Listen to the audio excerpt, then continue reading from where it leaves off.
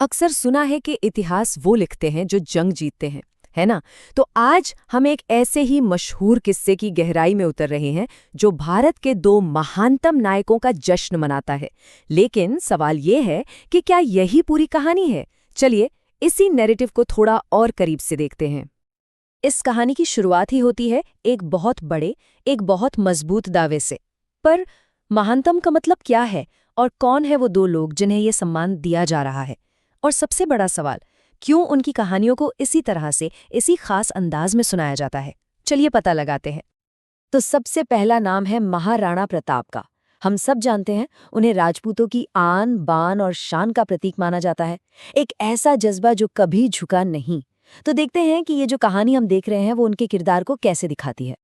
यहाँ पर कहानी को बहुत ही दिलचस्प तरीके से पेश किया गया है, बिल्कुल एक डेविड और गोलायत वाली लड़ाई की तरह। सोचिए, एक तरफ है महाराणा प्रताप और उनका स्वाभिमान और दूसरी तरफ है सम्राट अकबर की बेहिसाब ताकत।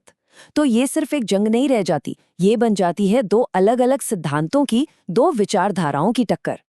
और जरा भाषा देखिए, स्वर्ण अक्षरों में लिखा गया है। ये सिर्फ तारीफ के लिए कहे गए शब्द नहीं है, नहीं, ये किसी को एक मिथक बनाने का तरीका है।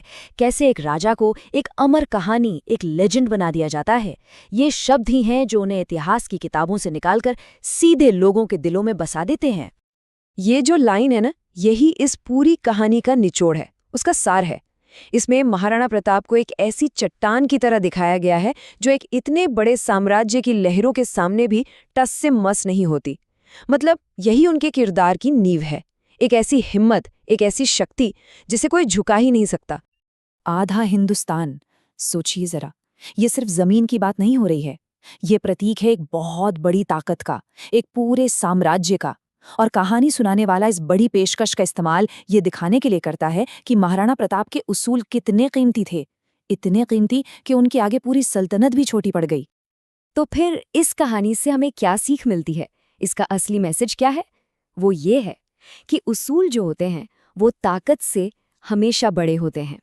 इस कहानी में एक इंसान का स्वाभिमान, मतलब अपनी इज्जत, अपने उसूलों पर अड़े रहने का वो जज्बा, एक पूरे साम्राज्य के ऑफर से कहीं ज्यादा ताकतवर दिखाया गया है। अच्छा, तो ये थी कभी न हार मानने की कहानी। अब यहाँ से आगे बढ़ते हैं एक साम्राज्य खड़ा करने की कहानी की ओर। और हमारे दूसरे हीरो हैं छत्रपति शिवाजी महाराज। उन्हें एक ऐसे फाउंडर के तौर पर पेश किया जाता है जिन्होंने बिल्कुल जीरो से, शून्य से एक पूरा साम्राज्य बना दिया। यहाँ भी हमें एक टकराव दिखता है, एक ड्रामा दिखता है। पर इस बार मामला थोड़ा अलग है। इस बार तो सम्राट खुद डर से कांप रहा है। औरंगजेब को इस तरह से दिखाना, ये लड़ाई शुरू होने से पहले ही शिवाजी की ताकत और उनके खौफ को कई गुना बढ़ा देता है। और फिर शिवाजी को महाकाल का अवतार कहा जाता है। इस एक लाइन से ये कहानी उन्हें एक आम इंसान के दर्जे से उठाकर सीधा एक दैवीय शक्ति बना देती है। अब उनकी लड़ाई सिर्फ जमीन की लड़ाई नहीं रह जाती, ये एक डिवाइन मिशन बन जाता है, एक ऐसी किस्मत जिसे तो पूरा होना ही था। जरा सोचकर देखिए, किसी के नाम में इतनी ताकत हो कि एक शहंशाह कांप जाए। ये जो इमेज बनाई गई है, थर थर कांपा करता था, ये असल में एक बहुत पावरफुल साइकोलॉजिकल टूल है। कहानी इसका इस्तेमाल शिवाजी के चारों ओर एक ऐसा ऑरा, एक ऐसी आभा बनाने के लिए करती है जिसे कोई भेद न सके। उनकी इस पूरी यात्रा का जो स्केल है ना, वही इसे इतना कमाल का बनाता है। एक छोटी सी सेना से शुरुआत और मंजिल पूरा स्वराज। और देखिए, स्वराज का मतलब सिर्फ आज़ादी नहीं है, इसका मतलब है अपना राज, एक आत्मनिर्भर सॉवरेन राष्ट्र का सपना। तो ये कहानी इस बात पर जोर देती है कि कैसे एक मामूली शुरुआत से इतना बड़ा साम्राज्य खड़ा कर दिया गया। तो ठीक है, हमारे पास दो हीरो हैं, दो दुश्मन साम्राज्य हैं और दो जबरदस्त कहानियां हैं। पर इन दोनों में कॉमन क्या है? वो कौन सी चीज है जो इन्हें आपस में जोड़ती है? चलिए, अब इन कहानियों की परतों को थोड़ा हटाते हैं और उस कॉमन फॉर्मूले को समझने की कोशिश करते हैं जो इन्हें इतना पावरफुल बनाता है। जब हम इन दोनों कहानियों को साइड बाय साइड रखकर देखते हैं ना, तो एक पैटर्न बिल्कुल साफ नजर आता है। हर हीरो एक बड़ी वैल्यू को रिप्रेजेंट करता है। एक तरफ स्वाभिमान तो दूसरी तरफ स्वराज। हर हीरो का सामना एक ताकतवर मुगल सम्राट से होता है और दोनों की कहानी एक हीरो के सफर को दिखाती है। ये कहानी सुनाने का एक टेस्टेड फॉर्मूला है जिसे एक खास असर पैदा करने के लिए ही बनाया गया है। तो मतलब साफ है, ये सिर्फ इतिहास की तारीखें या घटनाएं नहीं है। नहीं, ये कहानियां हैं अन्याय के खिलाफ उठ खड़े होने की, अपने कल्चरल वैल्यूज को बचाने की और एक इंसान की विल पावर की।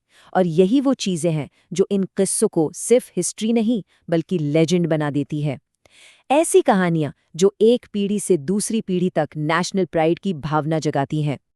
और आखिर में ये कहानियां एक बहुत खास मकसद भी पूरा करती हैं। ये इतिहास को गर्व और सॉवरेनिटी यानी अपनी संप्रभुता के लिए एक हीरोइक स्ट्रगल की तरह दिखाती हैं। ये हमारी कल्चरल और नेशनल आइडेंटिटी के लिए मजबूत पिलर्स की तरह काम करती हैं। तो सवाल ये उठता है कि इतिहास की ये कहानियां हमें हमारे ही बारे में क्या बताती हैं? शायद यही कि हम इतिहास में अक्सर उन हीरोज को ढूंढते हैं जो आज हमारे आदर्शों से मेल खाते हैं। मतलब ये किस्से जितने अतीत के बारे में हैं, उतने ही इस बारे में भी हैं कि आज हम खुद को कैसा देखना चाहते हैं। है ना सोचने वाली बात?